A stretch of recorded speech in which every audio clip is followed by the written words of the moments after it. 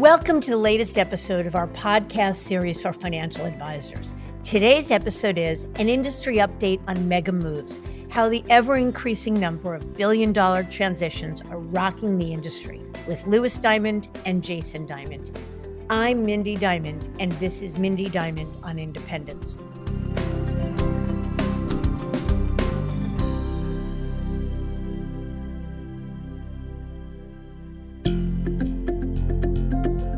This podcast is available on our website, diamond-consultants.com, as well as Apple Podcasts and other major podcast platforms. If you are not already a subscriber and want to be notified of new show releases, please subscribe right on your favorite podcast platform or on the episode page on our website. For Apple Podcast users, I'd be grateful if you'd give the show a review. Your input helps us to make the series better and alerts other advisors like you who may find the content to be relevant. And while you're at it, if you know others who are considering change or simply looking to learn more about the industry landscape, please feel free to share this episode or the series widely. It seems like hardly a day goes by when you don't read of yet another billion-dollar-plus team on the move. And these huge transitions are not only being made by advisors. We've also seen a number of large independent broker-dealer transactions and, of course, the continued frenzy of mega RIA deals. Yet when it comes to mega advisor transitions, while last year was hot, this year is even hotter. For example, according to our 2022 transition report, 30 teams managing $1 billion or more either changed jerseys or left to build their own independent firm over the course of last year. And by our count, as of this recording at the end of Q3, we've already surpassed last year's cumulative total with more than $30 billion teams transitioning from their current firms, representing over $50 billion in assets changing hands. This is vital information because as a firm that represents advisors from their due diligence process on through transition, we can tell you that moving a business at any level isn't without stress and hassle. And surely, as you've heard from countless advisors on this series, while things may go smoother than many expect, just the decision-making process alone is a strong reminder that the transition needs to be impactful enough for you and your clients to be worth the time, energy, and yes, even risk. But think about it. All that hassle and risk multiplies with the size of the business. That is, the bar is set that much higher, and there's much more to lose. Yet as these moves prove out, advisors of this size and caliber are choosing to move because they feel the gains on the other side far outweigh the hassle and risk at the end of the day. So as we see more and more mega teams moving, we start to wonder what was needle moving enough for them to leave the firm they built a phenomenal business at. And what does this movement mean for advisors at any level? What can we all learn from this activity? And what is the impact on recruiting and the industry at large? Louis and Jason are at the mics to dive into this topic, so let's get to it.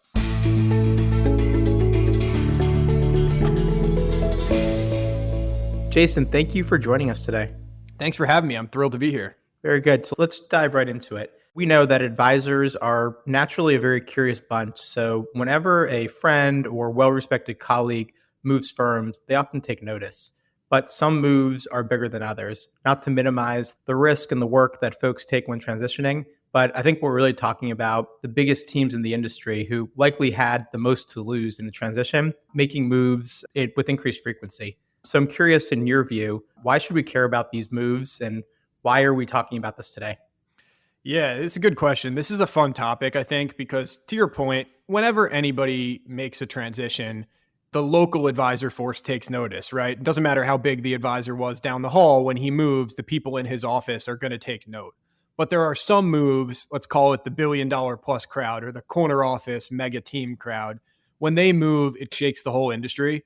So why should we care? I think advisors are a naturally curious bunch. I think everybody wants to know why their colleagues are moving, what they got paid to do so, what drove them to consider XYZ firm and not ABC. But also because what do these deals tell us about the future of the landscape? Some of the deals we'll talk about are more in the traditional space. Others are more in the independent space. if you're an advisor today, what can that tell you about the industry going forward? And I think that's really more why we care beyond just gossip and curiosity. It's much more, what are these biggest and most sophisticated teams moving? Tell me about my business potentially. Yeah, I think that's exactly right. So today what we're going to do is we're going to share 4 or maybe 5. We'll do a bonus transition that we think encapsulates this trend. So like we mentioned earlier, there's already been over $30 billion plus teams that have transitioned, either business models, employers, or platforms. But we're going to break into a handful just to take it a level deeper and analyze what we think these moves mean for the industry. So we'll bat it back and forth. But I think we'd be remiss not to start off with this one's part transaction and will become a transition. But that's the Goldman Sachs Personal Financial Management sale to Creative Planning. And associated with that has been a couple of very high profile transitions. A couple of teams have started RIAs. So Jason, why don't we talk about this, what this deal means, and let's dive into it and share why folks should pay attention. So this is an interesting one because I think when you and I first started thinking about ideas for this, we were thinking more along the lines of traditional wealth management recruiting. And this is really more of an M&A type transaction, but I think we have to talk about it because it's been such an important and hot topic in the industry since the deal was announced.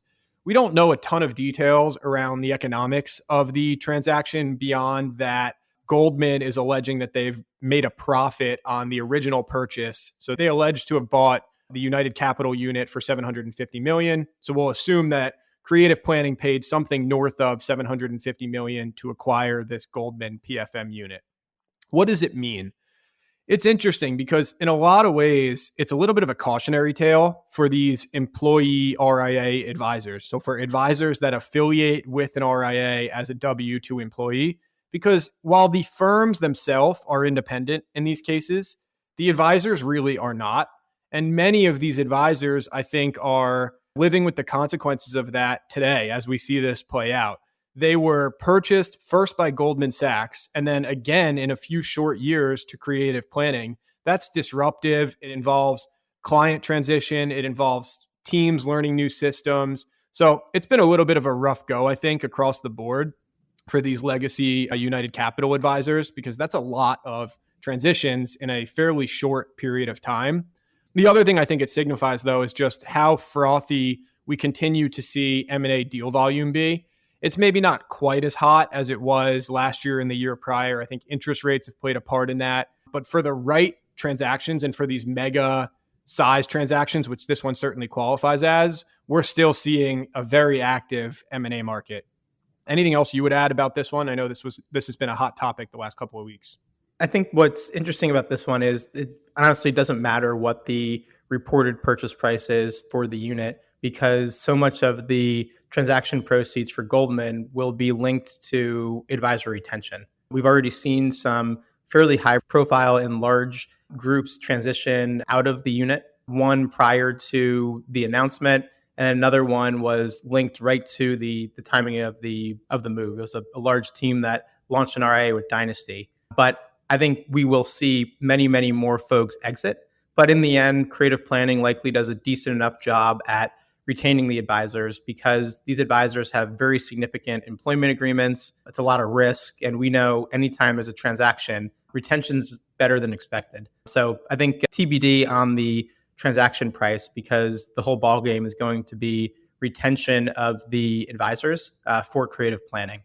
Let me ask you, though, 2 follow-up questions to this. What do you think this means about Goldman's commitment to the wealth management business? And then the second question will be, does it mean anything for their new RIA custody business? It's a great question. I think that is what everybody wants to know. And the good news is, I don't think we really have to guess. I think they're very senior, right up through the CEO of Goldman, David Solomon, have been pretty vocal about what this signifies, which is really them leaving the more mass affluent to high net worth space. I think where they want to be and where they feel comfortable playing in the wealth management space is the more ultra high net worth / private bank kind of space, which was really what their legacy or their core wealth management channel was more catering to.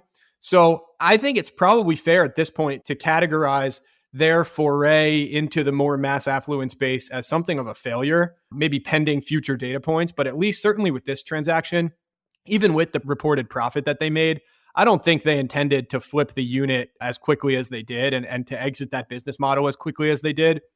The RIA custody unit seems to be a much more natural fit for Goldman. I think part of that is it enables them to do what they do best, which is provide products and services to presumably the highest net worth clients on the street. And they can do that via the RIA custody unit. I think it's a much more natural fit with their business unit. So I would expect them to pick up a couple of more high profile wins in the coming months. And I would certainly expect them to emphasize that unit more. I think what we've seen is the unit, when it first launched, had some notable gaps in it and maybe wasn't, by their own admission, wasn't 100% fully baked.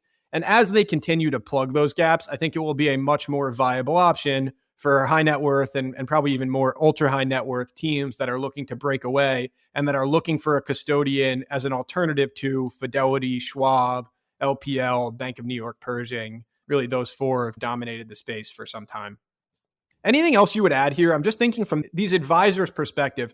That was my first thought when I saw this news is it's kind of a cautionary tale, or it's almost like a sad story. I genuinely feel bad in part for a lot of these advisors because of what they've been through and what their clients will have to go through. Are there any teachings or anything you could learn as an advisor who's either currently an employee of an RIA or who's considering that type of move?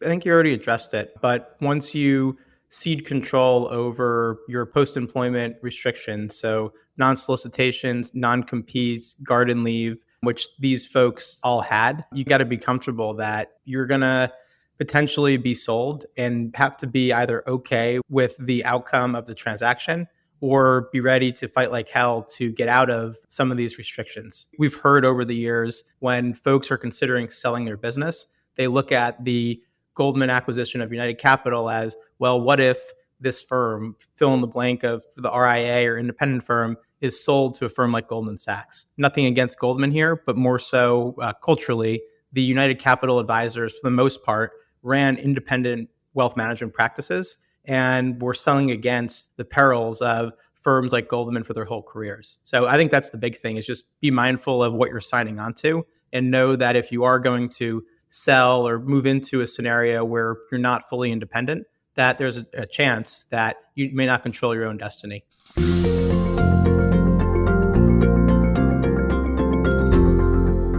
Let's keep pushing forward here. I think the next deal to talk about, it was a monumental deal for our firm where we represented Leslie Lauer, Becca Glasgow, and Kurt Rabinus, who made up the ESOP group at UBS. They managed in excess of $5 billion in assets under management, generated more than 20 million of production. And aside from the metrics, we're just one of the more impressive and large-scale teams in the industry. And I think will be the move of the year. I'm self-proclaiming this as the transition of the year because of the significance of the team, but also what it meant to the industry. So a team like this does not move lightly. There were alpha agreements in place. That's the UBS's retiring advisor program. There's partnerships with other advisors. And overall, just business like this had its tentacles all over the bank. The reason this team moved, and it's been publicized, was because they no longer believed that UBS would allow their very specialized ESOP business to remain competitive. The interest rates they were providing, term sheets, et cetera, were not being honored. And because of that, they looked longer term and said, you know what, we can be successful here. We'll still make a ton of money. We can tread water. But if we want to grow the business and if we want to have this be a dominant practice for years to come, unfortunately, we're going to have to find a new employer. And in this case, RBC really stepped up to the plate. They did not have a meaningful ESOP practice and they wanted to be in it. So they demonstrated that they had the platform, they had the willingness to build around this team, and that they were excited about the business. So let me just pause there real quick, Jason, see if there's anything that you would add to that narrative. No, I think you summed it up quite nicely. I think the initial surprise, this was obviously a highly publicized transition, and we got a lot of questions from other advisors, even advisors not at UBS or RBC for that matter, just people across the industry asking questions. And the question I got at least most commonly was, why RBC or why a regional firm, period? Like, do you have thoughts on that? Because I think 5 to 10 years ago, maybe 10 years ago, a regional firm would have felt like a step down in terms of sophistication for a corner office wirehouse team, but it feels like that's not the case these days. Yeah, it's a really good point. I think you're right. And to many advisors, that may still be the case. That to them, unless you're with a Morgan, a UBS, a Merrill, a Goldman Sachs type firm, maybe a JP Morgan, that any other brand is going to be a step down. So while there's still plenty of folks that would think this, and it's their right and they know their clients, for the most part, the advisor community at large has embraced the cultures, the platforms, and the fact that RBC, Raymond James, Stifel, Ameriprise, they may not be the same brands as the wirehouses, but they're still very, very well respected. And to teams that go there, they will buy into the culture and ease of doing business over the name on the business card. So I think for a team like this, we never would have seen a multi-million-dollar team consider a non-wirehouse. Maybe some would go independent, but I think the learning or the teaching is some firms just step up to the plate. They're ready to make a splash. And RBC was right place, right time. They were willing to bet on the team. They were willing to invest in the team. They were willing to build around them at a time where they felt slighted by what UBS put them through. So I think that's a great point. I think the other interesting one here, and I think there's some strategy behind all the press that this move garnered from a legal standpoint, but we get questions about, am I going to get sued? UBS is not part of the broker protocol. I might be part of an alpha agreement or a CTP agreement or something of the like. Am I definitely going to get sued? What do you think is the answer to that? This was an interesting one.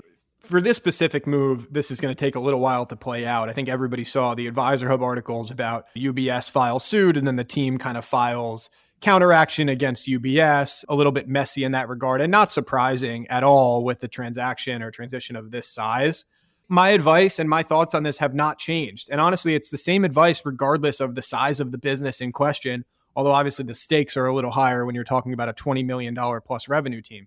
And that advice is be a good corporate citizen, do things the right way, right up through resignation and transition, follow the advice of legal counsel and of other industry experts, whether that's us or whether that's the firm you're moving to, but certainly legal counsel. And you should not fear a TRO or legal recourse, protocol or not. I think that's my takeaway here. And I know from just hearing some whispers even around this deal, I think that's similar to what the way RBC feels about this, is that while obviously nobody likes any sort of legal action, I think everything we've heard was expected and nothing outside the ordinary. What are your thoughts on that?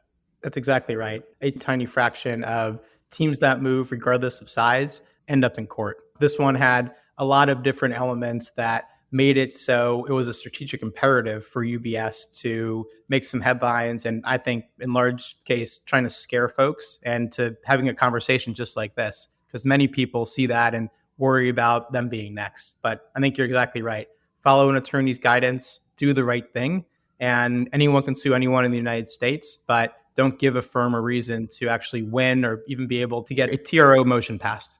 No, I totally agree. And not picking on Advisor Hub, but any sort of industry press, the ones we read about are oftentimes the ones that either go wrong or the ones that have some hair on them. That's nothing to do with this deal. I don't think anything went wrong in this case. I'm just saying in general, when you read about so-and-so advisor in Advisor Hub was sued or was filed a TRO, oftentimes those are the ones who did something wrong, took proprietary information or emailed things in advance to their personal email, things like that.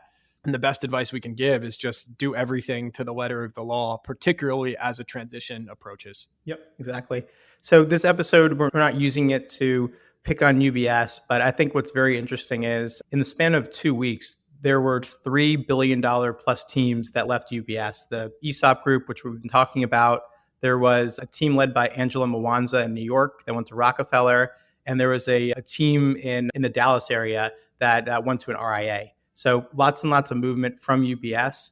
But like the narrative says, we call it the wirehouse wars for a reason. And just like that, after UBS loses 3 very meaningful teams that were all, I think, culture carriers in their respective markets, news broke about a $13 million, $2.6 billion team of Merrill Lifers in South Carolina that actually landed at UBS. So the team was led by Michael Velasco Jr., and Lad Lumpkin with a number of other advisors. So maybe, Jason, if you want to talk about this deal, but I think what's very interesting is one hand you take away, the other hand you give. And this is a great example of I think the reasons why wirehouses have to keep recruiting and keep recruiting competitively. Teams are going to leave, as this was evidenced, but you have an ability to bring in the next crop of advisors through recruiting. So maybe you can spend a little bit of time on this deal and why folks should care.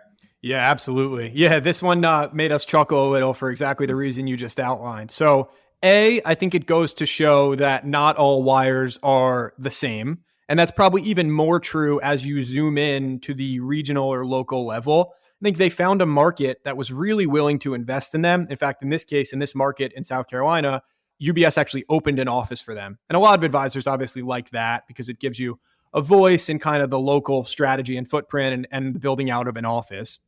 So that's one thing. The other thing is deal, I think, is an important factor that we have to mention. UBS has been very aggressive in recruiting other wirehouse advisors, in part for the reason you laid out, which is that if you're going to have advisor attrition, you need to plug those holes via competitive advisor recruiting. And the UBS deal structure is very attractive. We've heard some eye-popping numbers associated with this deal, well north of 300 or even 350% of trailing 12. And the structure of the UBS deal is much less contingent or hurdle based than a lot of their peers. So that is certainly a factor. We did not represent this team, so I have no insight into what specifically captured their interest here, but just conjecture based upon what we know from other similar teams. That would be one. The other is there are certainly advisors to whom UBS is a great solution. I know you said that it felt at the beginning of this episode like we were picking on UBS, and that's certainly not our intention. UBS is one of the best brands on the street. They do a really nice job servicing high net worth and ultra high net worth clients. So for a team of this size, and certainly, again, I think most importantly, in a market that's really emphasizing them and really giving them resources and commitment, you can understand the appeal of a firm like UBS. I will say, maybe what surprises us a little when these massive teams get recruited to a firm like UBS, and I'd be curious to hear your thoughts here. There was an article in Advisor Hub or one of the other industry publications maybe last week about UBS cutting resources for their existing advisor force. It's much harder to get a dedicated client associate.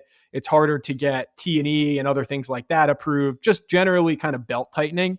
But at the same time, it feels like they're recruiting some of the biggest teams in the industry and paying some of the biggest deals in the industry. What are your thoughts on that incongruence? Do you think that runs the risk of upsetting their existing advisors, meaning you can't invest in my business, but you can invest 375% in this $2.6 billion Merrill team? I think that's exactly right.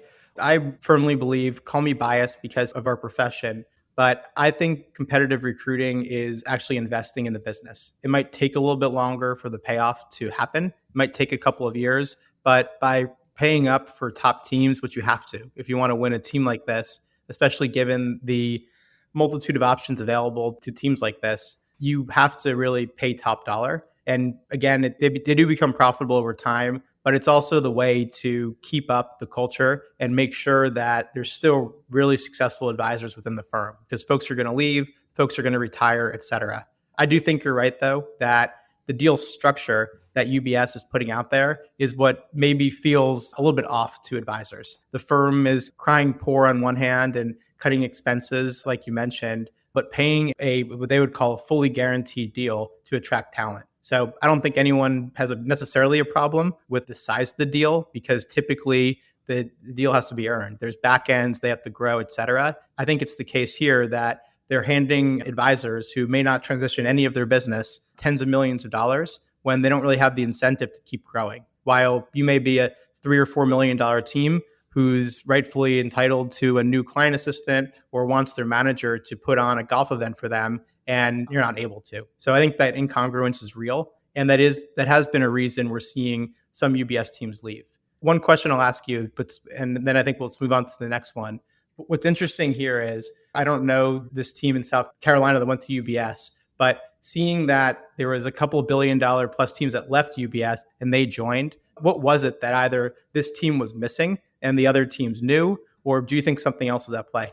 No, I think that's what's great about the industry landscape, and that's what makes a horse race. That's what's so exciting to me about the modern industry landscape. I think ESOP we can hold in a bucket of their own because they were in such a niche business that, as you said, UBS just really wasn't committed to the same degree anymore, so they had to leave in some ways.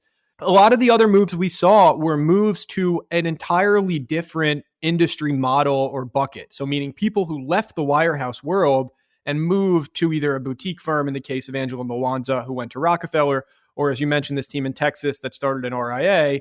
That's a very different type of move. That's an advisor who says, look, I have no objection with UBS necessarily. It's just that I think the wirehouse model is no longer right for my business. I want more autonomy, more freedom, more control.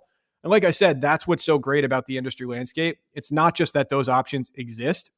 It's that those options exist as legitimate options for even the most sophisticated teams in the industry. You are just as likely to see a $1 billion team go to another wirehouse, like this move in South Carolina, as you are to see one go to a boutique firm, like you mentioned with Mwanza, or independent, like this team in Texas, or a regional firm like ESOP. So I think it's a great thing. I think that means that the models work and that the industry landscape is working as intended. So let's pivot to a deal that was independent. So this is a deal or team that was headlined by a very respected advisor named Alex Harrison and his partner, Mike Serino. They ran a $1.3 billion practice, independent practice with Lincoln Financial in Jacksonville. And earlier this year, moved it to Commonwealth Financial Network. So they left one independent brokerage for another. This was a team that we did have the privilege of representing. And just a little bit on the team, and then we could talk about the implications. So this team had been at Lincoln for their entire careers. Alex was very senior and within the company, leading their advisor resource group, or one of their peer groups that was led by and attended by many of the most significant advisors within the firm. He saw that while he was respectful of Lincoln and all that they had helped him achieve over the years, that what got him here was not going to get him there, that the industry was moving too quickly, technology had changed a ton, and Lincoln was left behind in the dust, and that for less cost, that there were broker-dealers and platforms and RIAs that could add a lot more value to the business and would set them up for success for many years to come. We're seeing a ton of movement out of Lincoln, just like we are with many of the insurance-affiliated broker-dealers. And this one was a great example of, I think, the narrative that not all independent broker-dealers are created equal. For a team like this, they thought, and through a lot of due diligence, realized that Commonwealth was going to help take their business to the next level, that they had a focus on service, they invested in the right ways in the business, and rather than going to build an RIA, which it certainly could have and made more money, that they thought there would be a lot of value exchanged by Commonwealth, and it could free them up to really focus on recruiting new advisors and also building their practice to be 2, 3, 4 billion or much larger in the years to come. Any thoughts to share on this one, Jason, and what you think it means for the industry? Yeah, so it's interesting. This move, and actually the last one we spoke about as well, coincidentally, we're talking about lifers who made the transition. So meaning people who had up until this time been with one firm for their entire career. I'm always fascinated when those people make a move, especially big successful teams make a move, because to me, that narrative, at least in my head, goes something like this. Well, I've crushed it. I've built an incredibly successful business, but for some reason or another, what got to your point, what got me here is no longer getting me there, right? The status quo no longer serves me and I need something else. I've outgrown the firm or the model. What are your takeaways when we see lifers move? It feels like that's becoming more common, seeing people who had previously been with just one firm make a move when maybe historically those people would have just waited it out and spent their entire career at one firm.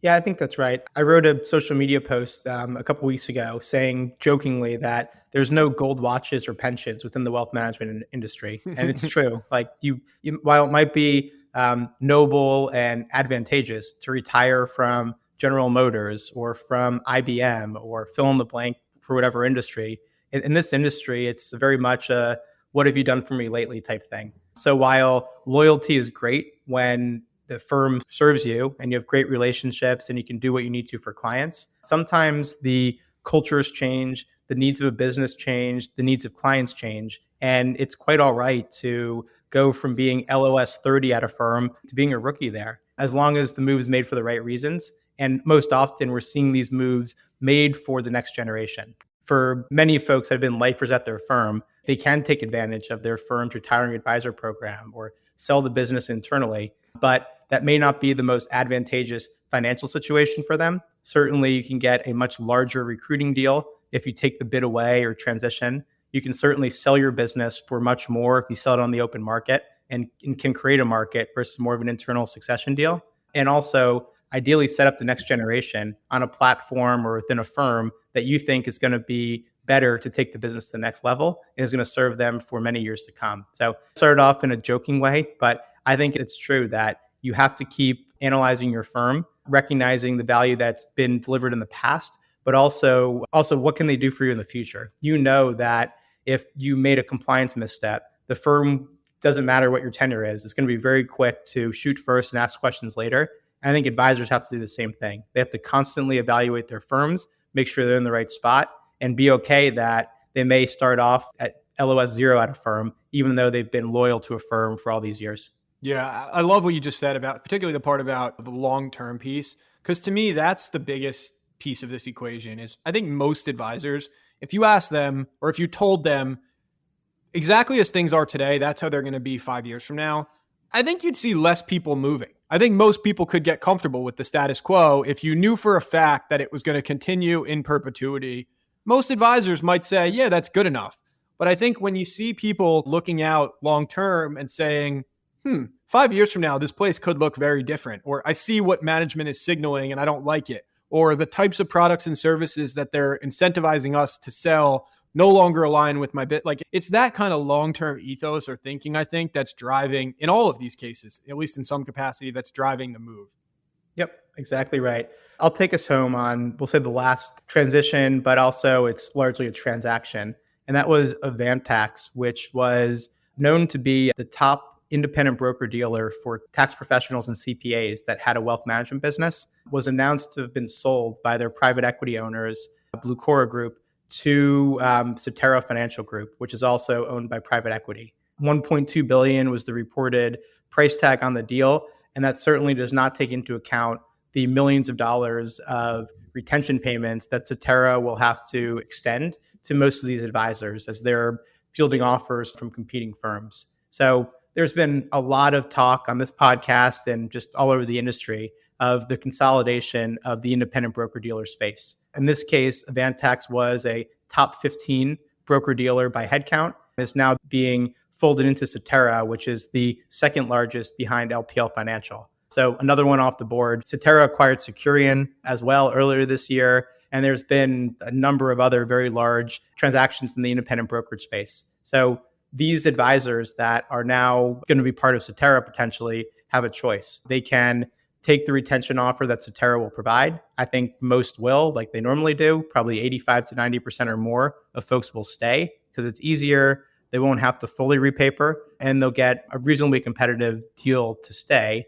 But it's also a golden opportunity for every advisor to evaluate the competitive landscape, make sure that you're playing offense rather than defense. Just because your firm was sold doesn't mean you have to go along with what was best for your owner. At the end of the day, these advisors are independent, and it's incumbent upon them to scour the landscape and make sure Cetera is the right fit for their business. I think, again, most of them will find that it is, but for many, that won't be the case. I think the big question with this deal, not to pick on either side in the transaction, do you think it's a good thing that we're seeing all these broker dealers bought up? Does it help to create scale for a very low margin business? Or is it a negative that there's less options for advisors considering change? So I'd like to answer that just by saying yes. I'm half kidding because I think you could make a very strong case to answer that question both ways. On the one hand, it's an industry that requires scale. I think LPL has proved that, and they've probably been the most successful firm in any model on the street in the last year or two. So scale, certainly not a bad thing. But anytime you see this much consolidation, it certainly makes you a little nervous in the sense of, well, are there fewer legitimate options for an advisor? Let's say you're an advisor who wants to be in the independent broker-dealer space. Having more firms to choose from was a good thing. It created competition. It meant you were more likely to find one that culturally aligned with you, that supported your business. And you're going to see less and less of that, I think, going forward, because there is such a rush for consolidation. So probably a little bit of a TBD in terms of, is this a good thing or a net bad thing for the industry? I think for now, it's just a fact. And it's a little bit also of a cautionary tale if you're going to affiliate with one of these smaller, we'll call it subscale broker dealers, it has to be a risk that's on your mind, or maybe an opportunity, I guess, depending upon how you think of it, of this firm very reasonably could get bought up by one of the massive players in the space. One other thing I wanted to talk about here is I think there's an important juxtaposition or dichotomy here versus the first deal we talked about. The first deal we talked about was a transaction involving an employee RIA, meaning advisors who were W-2 employees of a firm that was sold. Those advisors had restrictive post-employment agreements. Their options are really limited. We will see some move, but I don't view that necessarily as an opportunity for those advisors. In large part, they have to just play the hand that they're dealt. This is different. This Avantax deal, we're talking about independent advisors who own their equity and their data, 1099 advisors. So independent advisors, it very much is an opportunity. Either they can take the retention offer, which will obviously economically enhance them from Cetera, or it provides them with a good opportunity to pick their head up and say, am I in the right place? And if not, it's a pretty easy excuse to consider a change, right? You can tell your clients pretty easily either A, this is not the firm I signed up for, or B, it's going to require some hassle of a transition anyway, so we may as well rip the Band-Aid off and find the firm or model that more closely aligns with us. So I think an important difference to note between a transaction involving an employee RIA and then one involving here an independent firm. Obviously here, the buyer is assuming probably more risk, so you would think the deal structure is a little different. But from the advisor perspective, I'd say much more opportunity for these ex-Avantax advisors relative to the Goldman PFM advisors. Do you agree with that? I think that's exactly right. Yeah, independent advisors always have choice. And I'd agree with what you said around, is this good for the industry? This one was interesting because Avantax was so linked in the tax and accounting space that if you ran a tax practice or a CPA practice first and foremost, and you wanted to have a wealth management business, like this was the place that you went to. So removing a truly specialized broker dealer from the marketplace, I think is overall a negative, but consolidation is an opportunity. It's the way of the industry. It's happening in the RIA space, but there's still, I think, over $800 billion plus RIAs.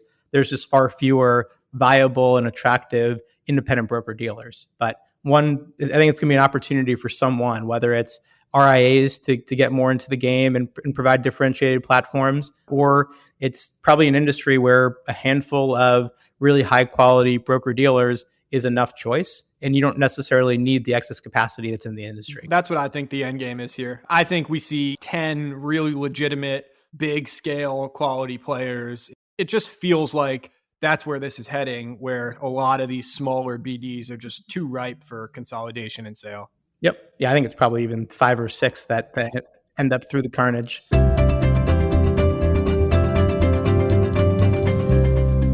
So I think that's it for today. This is a fun topic, and I absolutely think when we publish our 2023 transition report, I think we're going to be 35 to 40 or more billion-dollar plus transitions. We tend to see a lot of activity between now and Thanksgiving, and I think a lot of folks are making their preparation. So we'll have to do this again and talk about what those moves mean. And in the meantime, if you want to learn about billion-dollar plus transitions, but just transitions in general, we'd invite you to check out our 2022 Advisor Transition Report, and then you can sign up to be notified for the 2023 version.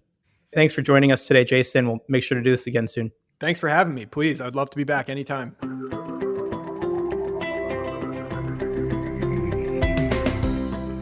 In an ever-evolving industry, there is one constant: change. And change is not a single force, but one that multiplies by a variety of inputs, influencing and impacting widespread transformation.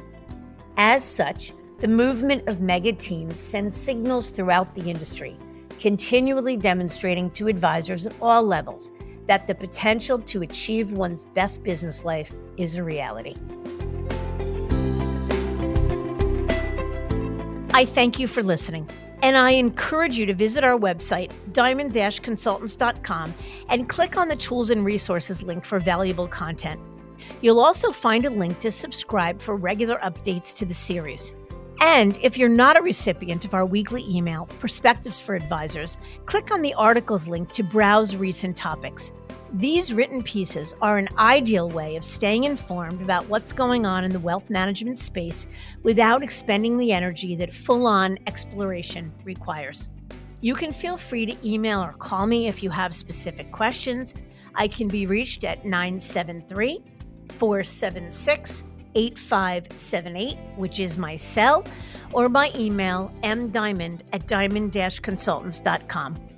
Please note that all requests are handled with complete discretion and confidentiality.